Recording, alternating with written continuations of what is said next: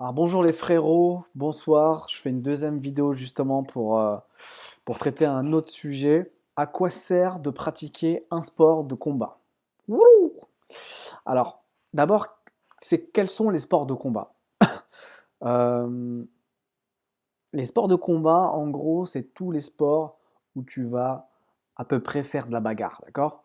C'est-à-dire que tu vas être dans une situation qui va se rapprocher la plus d'une réelle situation de combat. Donc, c'est-à-dire avoir un adversaire en face de toi. Le but ultime, c'est de mettre KO la personne.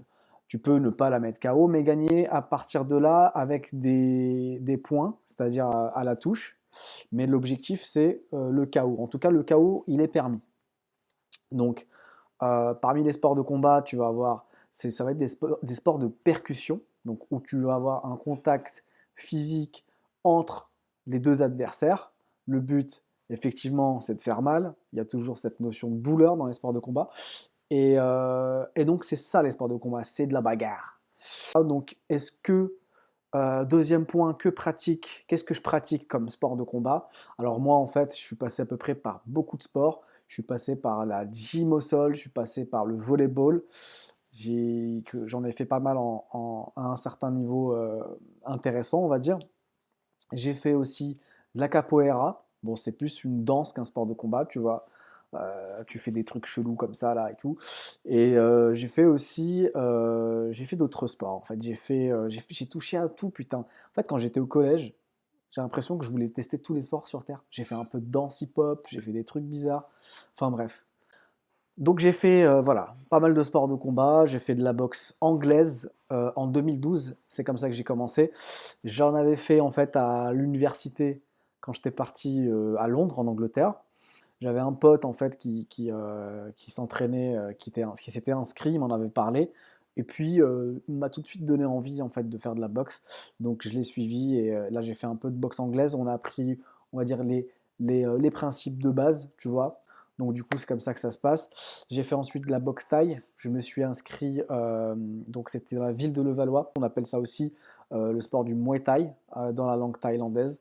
Et en fait c'est un sport de pied-point, mais tu peux aussi utiliser donc les genoux, pardon, les genoux, j'ai montré les coudes, et les coudes. Donc il y a des prises aussi qui sont autorisées, donc ce qu'on appelle les clinches, c'est-à-dire tu attrapes ton adversaire par la nuque, tu peux lui faire des coups de genoux de part et d'autre. Tu peux aussi le projeter au sol, c'est-à-dire que tu vas le déséquilibrer pour le jeter au sol. Et donc ça, c'est propre à la Muay Thai, ou autrement appelé boxe thaïlandaise. Donc ça vient de Thaïlande. J'ai fait ça quelques années. J'ai fait aussi du kickboxing quand je suis parti à l'étranger, une petite année et demie. Je suis parti aux États-Unis et là-bas, en fait, il n'y avait pas trop de Muay Thai. Je sais pas, j'ai pas trouvé de quand j'ai voulu m'inscrire, j'ai pas trouvé du tout de salle de Muay Thai. C'était du kickboxing et du coup, j'ai pris la kickboxing. En fait, la différence, je t'explique, entre le kickboxing et le Muay Thai, c'est que il n'y a pas il y a pas de coup de coude, il n'y a pas de coup de genou. Donc voilà. Kickboxing, en gros, c'est la boxe thaïlandaise qui a été remixée par les Américains. Je crois que ça arrivait dans les années 90 et eux, ils l'ont fait un peu à leur propre sauce. Voilà. Et après, donc quand j'ai quitté les US, je suis revenu à la boxe thaï. Toujours, j'ai fait Levallois, j'ai fait Nanterre. J'ai pas trop kiffé Nanterre, je suis revenu à la Valois. Mais en tout cas, voilà. Pour mon expérience de boxe, c'est ce que j'ai fait. J'en ai fait toujours au niveau amateur, toujours au niveau loisir. Voilà, sans prétention. Je suis pas prêt à en faire au niveau compète, mais ça peut arriver un jour, on n'en sait rien. En tout cas, pour l'instant, je fais au niveau loisir. Donc, en tout cas, tout ce que je peux vous dire à propos de la pratique des sports de combat, en tout cas de ceux que j'ai fait, c'est qu'il y avait, j'en ai noté quelques avantages, autant au niveau physique qu'au niveau psychique. Donc, on va commencer par les avantages au niveau physique. Qu'est-ce que c'est, frérot? J'ai le sentiment, en fait, moi, à chaque fois que j'y allais, donc tu vois, j'y vais vers 20h, 20h30, j'ai vu que j'ai gagné pas mal de endurance, tu vois. C'est-à-dire qu'en fait, les cours sont tellement longs, mon gars, ça dure. J'essaie d'y aller, tu sais, 2 fois par semaine.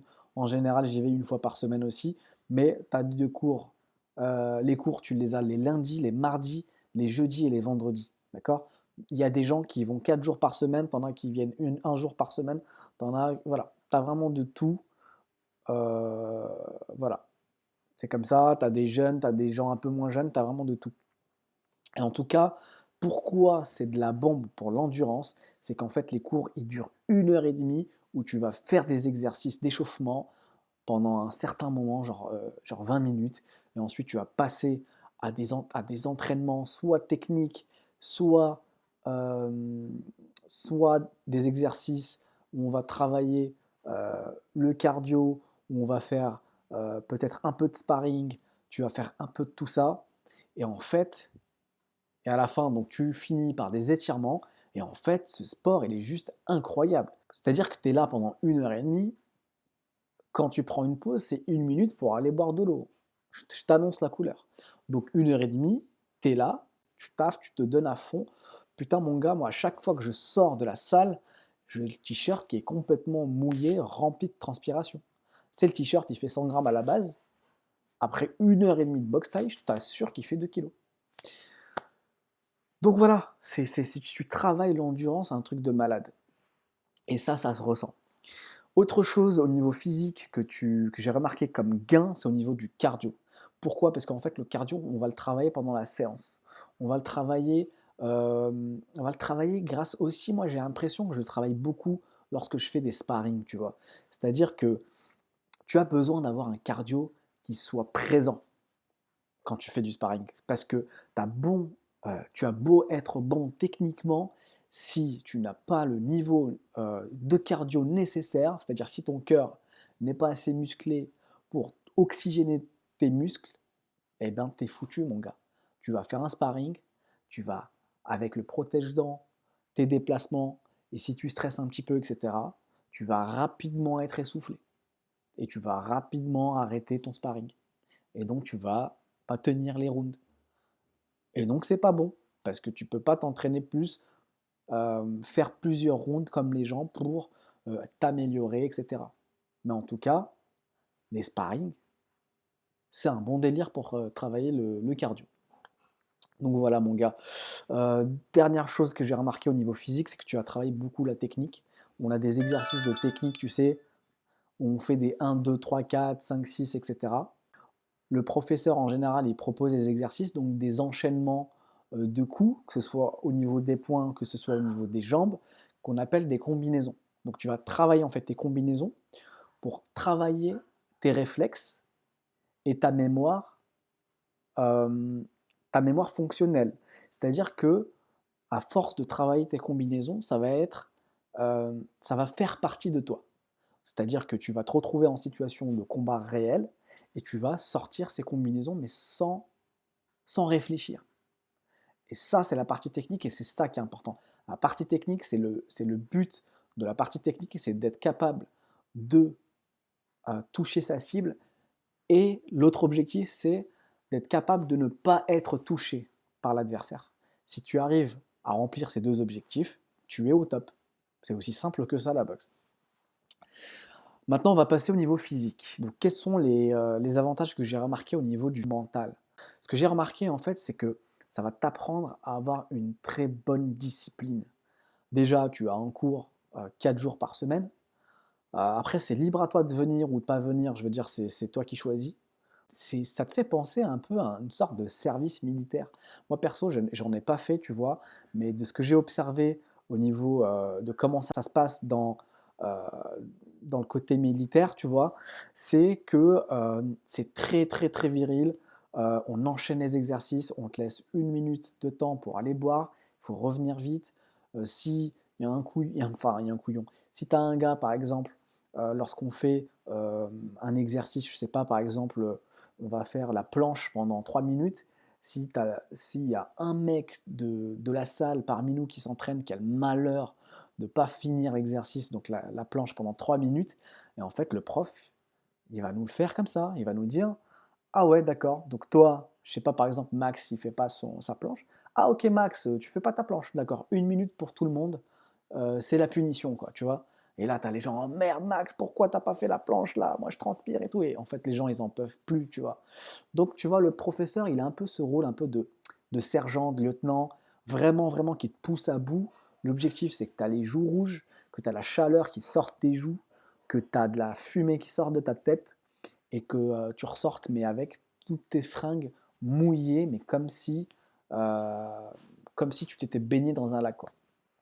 Et, et le professeur, il te pousse à bout justement pour aller au-delà de tes limites et découvrir tes capacités et travailler tes limites, les repousser, quoi. Donc c'est vraiment intéressant.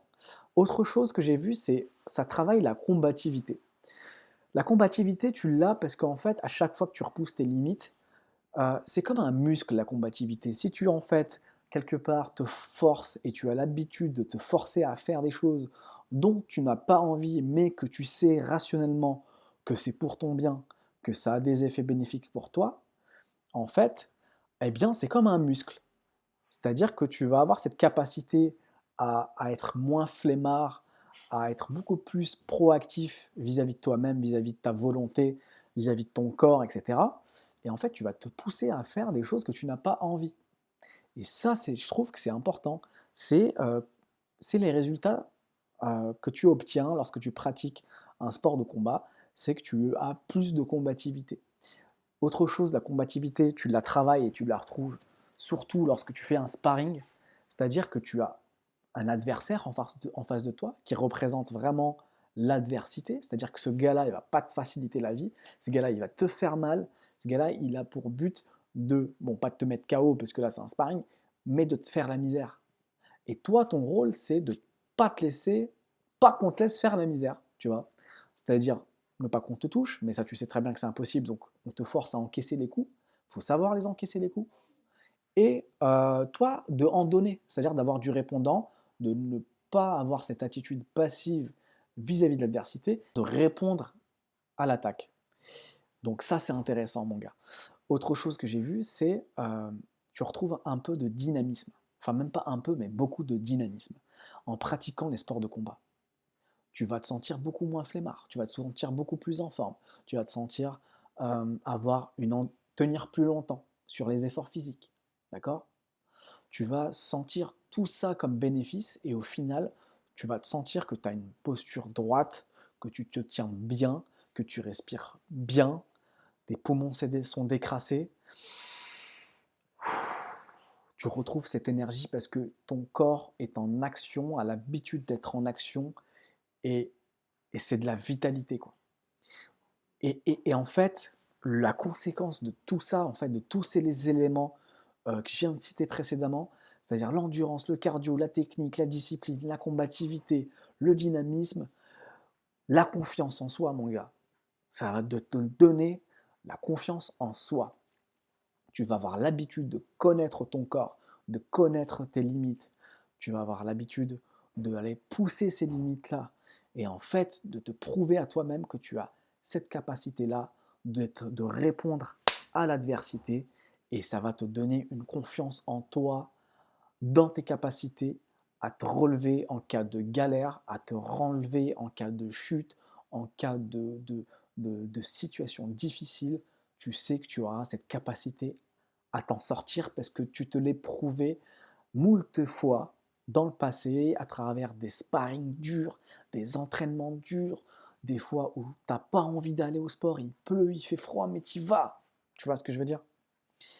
Et c'est très important pour la confiance en soi. Dernière chose que j'aimerais parler avec vous, les franjos, c'est sport de combat versus les autres sports. En fait, tu vois, quand tu fais et que tu pratiques un sport de combat, il faut que tu te mettes en tête que tu n'es pas en train de pratiquer un sport comme le tennis, comme le golf, comme le foot ou je ne sais quoi. En fait, dans les autres sports, certes, ça te demande d'avoir une certaine concentration. D'accord? Concentration, ça va te demander également une technicité, de savoir tirer la balle, que ce soit avec les mains, que ce soit avec les pieds. D'accord? Ça va te demander d'avoir une certaine condition physique également, c'est-à-dire d'avoir suffisamment de cardio et d'endurance pour répondre aux besoins de l'effort physique qui est demandé. D'accord? Par contre, à aucun moment tu te sens en insécurité. Tu n'as aucune possibilité, ou c'est rare, ou il faut vraiment le vouloir en tout cas, tu vois. Par exemple en boxe, enfin, pardon, par exemple en, au tennis ou au badminton ou au volleyball, c'est un peu compliqué de se blesser. Tu peux te blesser, hein, mais en tout cas, c'est pas quelque chose qui est fort probable. Tu vois ce que je veux dire? Maintenant, quand tu fais du sparring, c'est pas le but non plus de se blesser, mais ça peut arriver. Ce que je veux dire, c'est que ce rapport à la douleur, il est différent. D'accord? Quand tu fais de la boxe, quand tu fais un sport de combat, tu es préparé à recevoir des coups et tu te forces, tu te prépares et tu te construis mentalement à dépasser ce niveau de douleur. Le niveau de douleur, tu l'as. Il est normal, il est ancré dans le sport. Mais psychologiquement, tu te forces à dépasser ce niveau de douleur. Et puis c'est un sport où tu reçois de la castagne, tu reçois des coups de coude, tu reçois des coups de pied. Ça demande réellement un, une certaine préparation mentale. Il y a un aspect mental qui est beaucoup plus fort, qui est beaucoup plus, qui te demande beaucoup plus de force mentale, je veux dire, par rapport à d'autres sports un peu plus classiques. Et à mon avis, ce rapport à la douleur, bah, ça fait que c'est un sport qui est beaucoup plus intense et qui va te procurer beaucoup plus d'émotions. D'accord? Vraiment, tu demandes à n'importe qui pratique un sport de combat, il va t'expliquer à quel point c'est que du bénéf, c'est que du positif, d'accord? Et, et c'est magique, quoi. Donc voilà les frérots, j'espère ne pas avoir tardé avec vous. En tout cas, c'était ma réponse à la question à quoi sert de pratiquer un sport de combat. Si vous hésitez, allez-y, c'est vraiment de la bombe. Et puis voilà, merci les franjos, je vous dis à plus tard. Ciao, ciao.